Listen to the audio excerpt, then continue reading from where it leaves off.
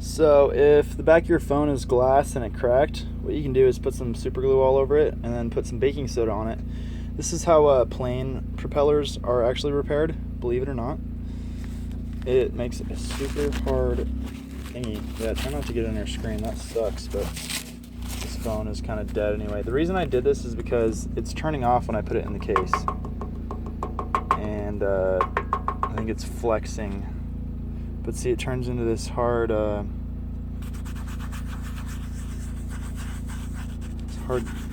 of plastic, like sandpaper, grip tape almost. Yeah, give it a try.